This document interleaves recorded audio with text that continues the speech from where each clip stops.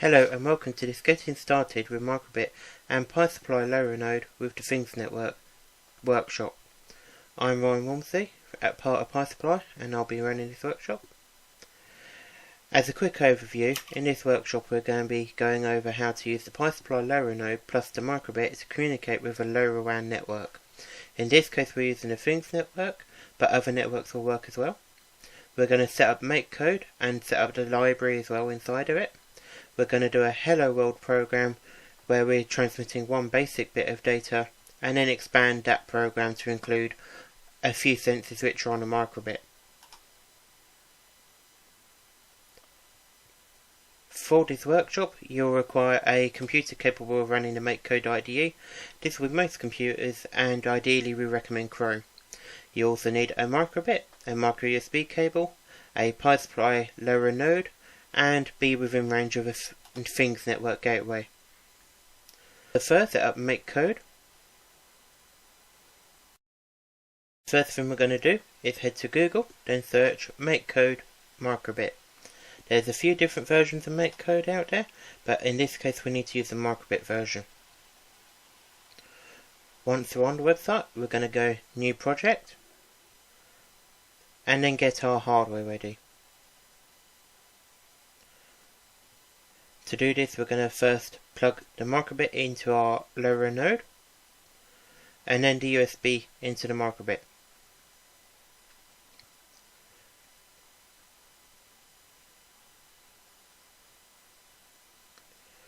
The computer should then detect the microbit, and you should see it come up as a virtual USB drive.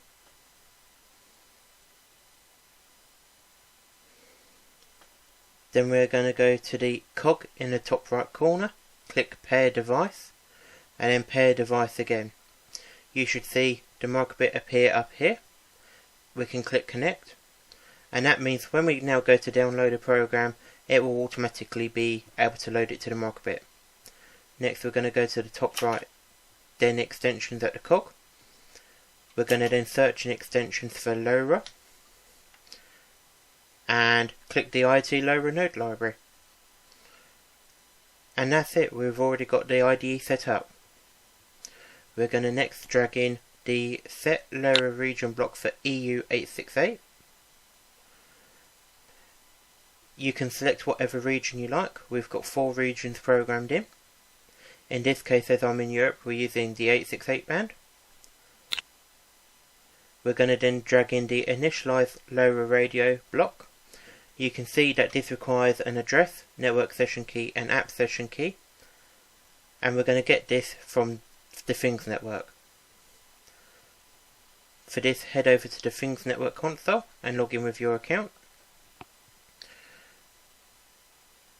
Go to Applications, Add Application.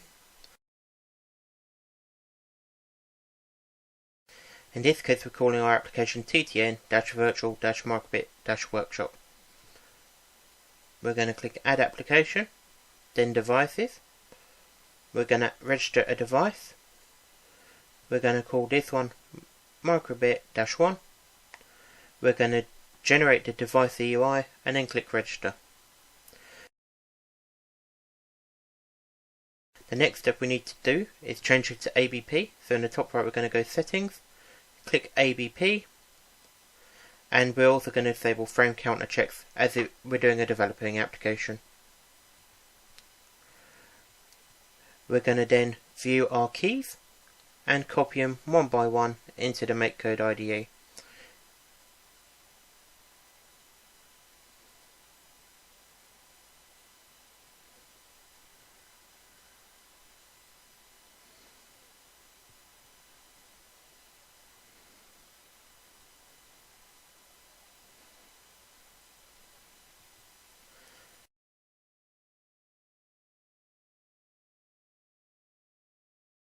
Now these are all in there, we can get on with our Hello World program.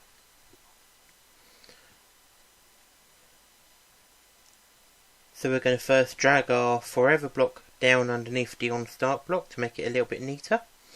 And then we're going to go to the IoT LoRa node library. So first we're going to drag our forever block down underneath the on start block to make it a bit neater, and then just to show you for now, we're going to download the program. We can see it's automatically downloaded already, and the display will go through a few steps. The tick shows that the frequency is set correctly.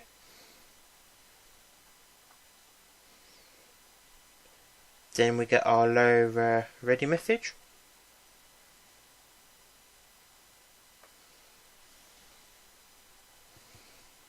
And that will be it for now, as we've got no body to the program. So what we're going to do next is we're going to first off add a little symbol to the screen. This will show us step by step what part the program's in. We're going to then drag in add a digital value.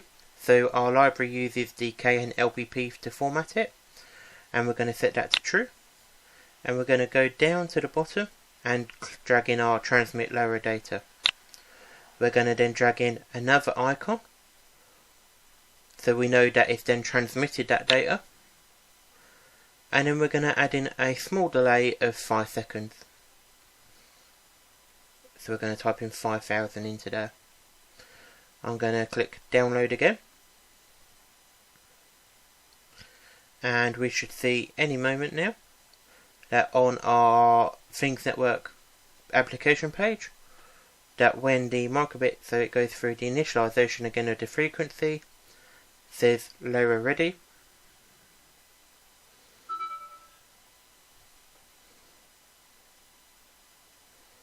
And then, as we can see our payload. Now, as I said, we are using the KN-LPP format, so we're going to actually edit our application to automatically decode the data. So we go back to application, payload formats, KN-LPP, and now if we go to data, we should see that the next bit downloaded from the microbit has automatically decoded as a digital in on port 1 and a value of 1 because we have it set as true. You can have up to 20 different values transmitted from the microbit node at any one time.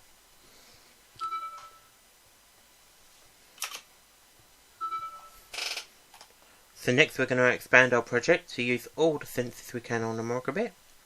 So I'm going to just move the on start block to the side to make a bit more room.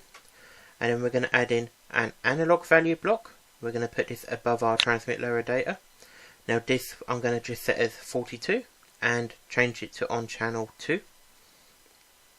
I'm going to add a temperature value block and set this to channel 3. And for the temperature value, we're going to go to input and drag in the temperature block. This uses the temperature sensor inside the microbit's microcontroller to be able to transmit the actual value. We're going to next add in the accelerometer value block. The microbit has got a built-in accelerometer, so we're going to add this to channel 4. Then go back to input.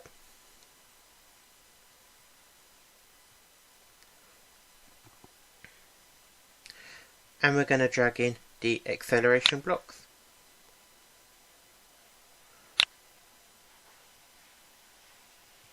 And I'm going to change these from all X to X, Y and Z.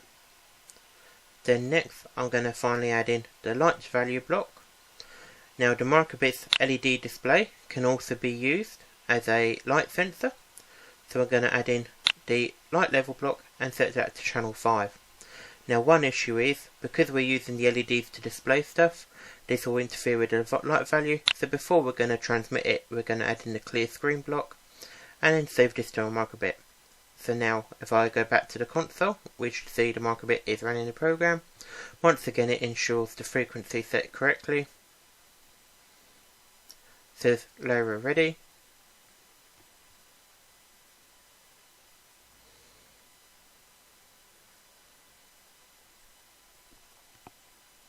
And then we should start seeing our blocks come through.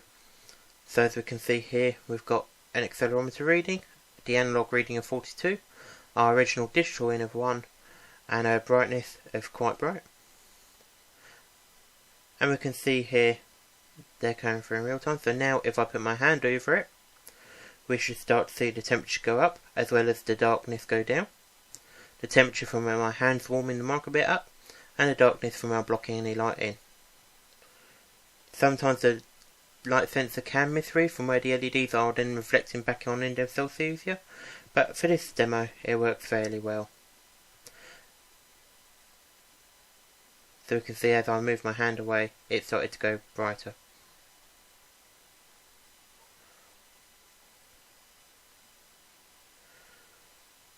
Next I'm actually going to pick the node up, give it a bit of a shake, and we can see the accelerometer values start reading a significantly different value.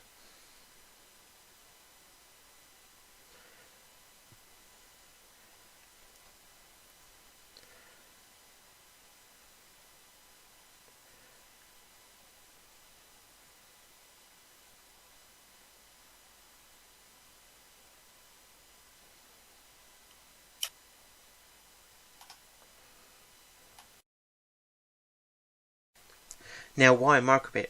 Our microbit sensor is actually one of our best selling nodes, and this is because we believe people are using them a lot with their kids to get them into LoRa, as well as that they're fairly popular in schools, and also even in some businesses with being able to rapidly prototype very quickly using a block-based language.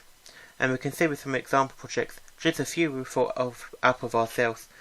You can easily use it as a mapping node for using TTM mapper. This because you can power the microbit off a couple of AA batteries, or you can use a USB battery pack. It's a nice small compact node, and you can run the app on your phone for the GPS data.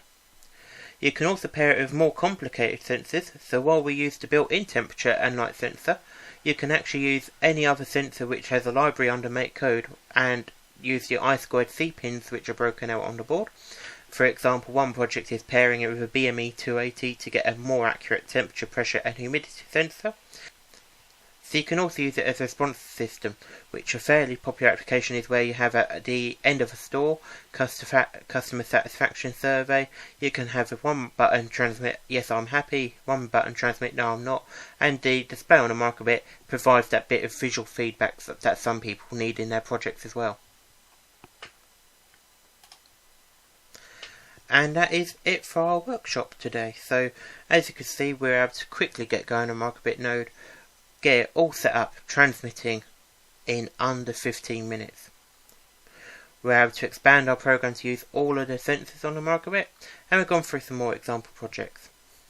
If you're interested in buying this board, you can go to our website, which is uk.pi-supply.com. If you want any more information, tweet us at PiSupply on Twitter, or send us an email on sales@pisupply.com. Thank you for watching, and hope you're staying safe and well at home.